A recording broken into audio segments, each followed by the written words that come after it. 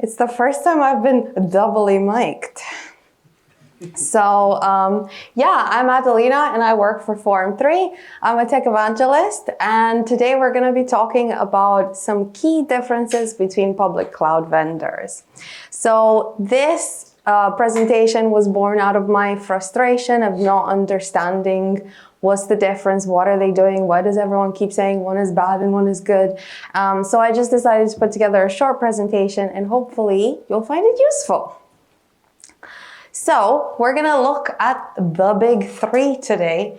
And then I was like, who are the public cloud vendors? And you can see that there's like a very long list. And there were more than I expected. And I think that there will be more coming up in the future as well. But today we're gonna keep it light and we're gonna focus on AWS, Azure, and Google Cloud. So how are we going to go about comparing them? We're going to look at key offerings and their maturity, and then we're going to see what is the popular choice for a given problem. The popular choice is not always the best choice, but we're going to just look at why, and I can offer some ideas why something is more popular in one cloud over another, but we don't know for sure. And everything I'm going to present to you will be based on the public docs, because I think that's also a very important thing to look at. I don't want to be like presenting you information that I go and I talk to our particular like vendor or some people that we don't usually have access to. Okay, so when it comes to the locations of the clouds, we have regions, which are geographical locations. And inside those geographical locations, you have availability zones that are entirely separate so that you have redundancy in the case of like a problem, a local problem. And you can see the numbers here on the slides. I'm not going to read them to you. And we also have edge locations, also known as points of presence. Generally, the servers are not present in the edge locations, but you will have a smaller setup so that you can connect to some services. All points of presence don't have all services. When it comes to geographical territories, what you see here as territories will be, most of the locations will be in North America and Europe, with some smaller offerings in the other locations. Now what we see is that I don't have a specific number from Azure, and that is because their docs don't offer one. What they do say is that they have 60 plus regions, and we know for sure that we have 3 availability zones per region. So that's how I came up with 60 and 180. We also don't have any like broad numbers of edge locations, but looking up different services, you can see how many edge locations they have. So for example, their CDN solution is available in 117 locations, but I don't have a total number to give you. And they're also available in 140 plus territories, which you can see as a smaller number than the other two. So, how many services do they have? Well, we see that AWS was launched first and, you know, had a good run before anyone else came on the scene with Azure in 2010. The Google Cloud has the least amount of services with 100 plus, and AWS and Azure boast 200 plus, but we don't have specific numbers. What is interesting is that Azure powers 95% of the Fortune 500 companies. And I didn't expect that number to be so high, but this kind of shows us what kind of people choose, companies choose Azure. And Azure is the leader when it comes to corporate clients. So let's have a look at some offerings. We won't have like loads and loads of time, of course, but we can kind of start to look at compute offerings. So compute offerings are the building blocks that you'll most likely need when you're building services. So you see that they all have a there's like a, am I talking too much? No.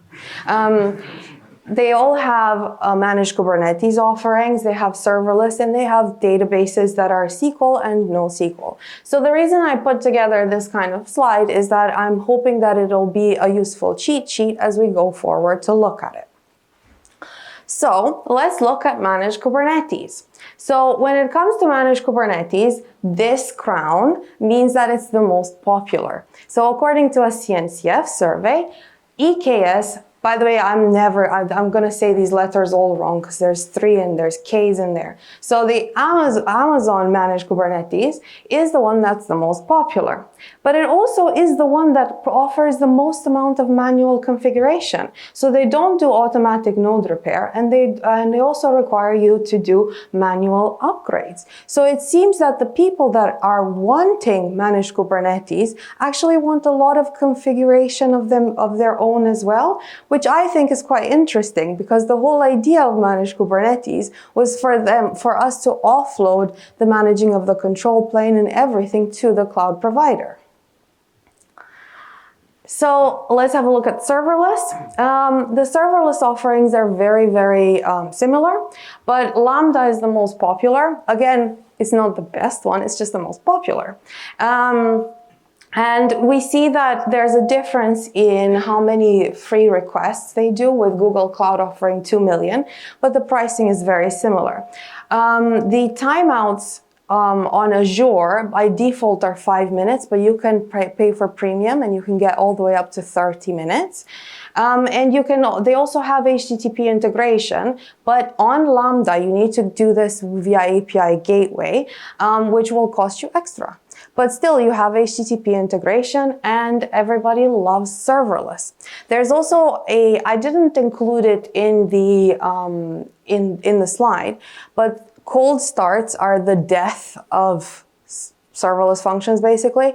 And there's been some benchmarks and some tests that are saying that the cold starts of Azure functions can be all the way up to 5 seconds, while the cold starts of AWS Lambda can be all the way under 1 second.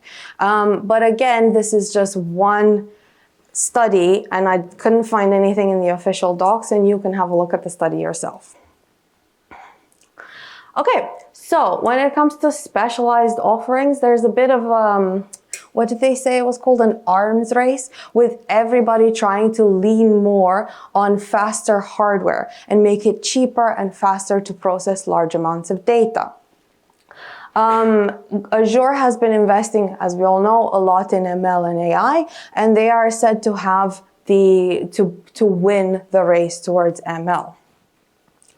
So when it comes to, for those that are unfamiliar with data science, Jupyter notebooks are the de facto workbench, and that's how data scientists kind of like do their work. So it's not all of the 3 clouds support integration with Jupyter notebooks.